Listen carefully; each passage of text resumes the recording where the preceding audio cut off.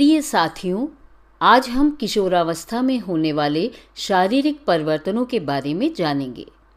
शारीरिक वृद्धि एक प्राकृतिक प्रक्रिया है। किशोरावस्था 10 वर्ष की उम्र से प्रारंभ होकर 19 वर्ष की आयु तक रहती है।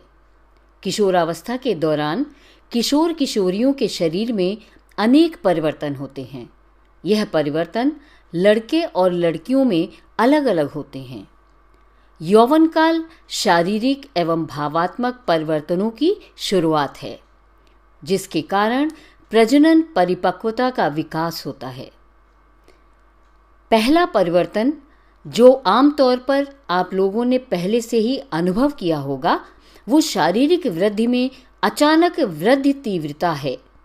इस समय शरीर की लंबी हड्डियों अर्थात हाथ एवं पैरों की हड्डियों की लंबाई की वृद्धि होती है। प्रारंभ में लड़कियां लड़कों की तुलना में अधिक तेजी से बढ़ती हैं, लेकिन लड़के 17 या 18 वर्ष की आयु होते होते अपनी अधिकतम लंबाई प्राप्त कर लेते हैं।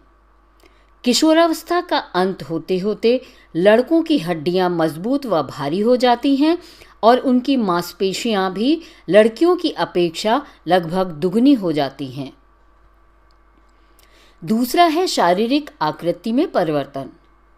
किशोरावस्था के समय लड़के और लड़कियों की शारीरिक बनावट में भी परिवर्तन होता है।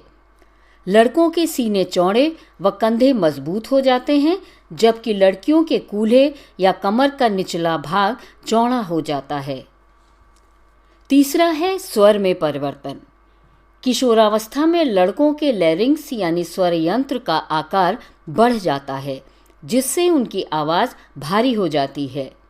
लड़कों में बढ़ता हुआ स्वर यंत्र गले के सामने की ओर उभरे हुए भाग के रूप में दिखाई देता है, जिसे एडम्स एप्पल या कंठमणि कहते हैं। चौथा है जनन अंगों का विकास। किशोरावस्था में लड़के लड़कियों में प्रजनन अंग भी विकसित होने लगते हैं। लड़कियों में माहवारी की शुरुआत तब होती है जब अंडाशय पूरी तरह विकसित हो जाते हैं और परिपक्व अंडों को उत्पन्न करने लगते हैं। लड़कों में शिश्न और वृषण जैसे अंग पूरी तरह से विकसित होकर वयस्क आकार में पहुंच जाते हैं। इसी समय लड़के एवं लड़कियों में द्वितीयक यौन लक्षण भी विकसित होते हैं, जैसे बगल में प्रजनन अंग के आसपास बाल आना। लड़कों के चेहरे व छाती पर बाल आने लगते हैं तथा लड़कियों में स्तनों का विकास होने लगता है। किशोरावस्था में होने वाले परिवर्तन हार्मोन्स द्वारा नियंत्रित होते हैं। किशोरावस्था के साथ ही लड़कों में वृषण पौरुष हार्मोन अथवा टेस्टोस्टेरोन का स्राव शुरू कर देता है। यह लड़कों में परिवर्तनों का कारक है, जैसा कि हमने पहले जाना कि लड़कों के चेहरे पर बाल आना इत्यादि।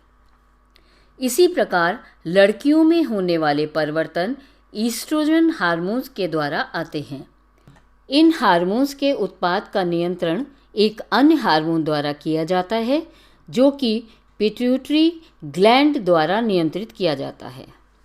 इन शारीरिक परिवर्तनों के अतिरिक्त किशोर किशोरियां अधिक आत्मनिर्भर और भावात्मक रूप से परिपक्व भी हो जाते हैं। पहले की अपेक्षा किशोर किशोरियां अधिक स्वतंत्र और अपने प्रति अधिक सचेत हो जाते हैं। उनमें बौद्धिक विकास भी होता है, साथ ही वह सोचने विचारने में भी अधिक समय लेते हैं।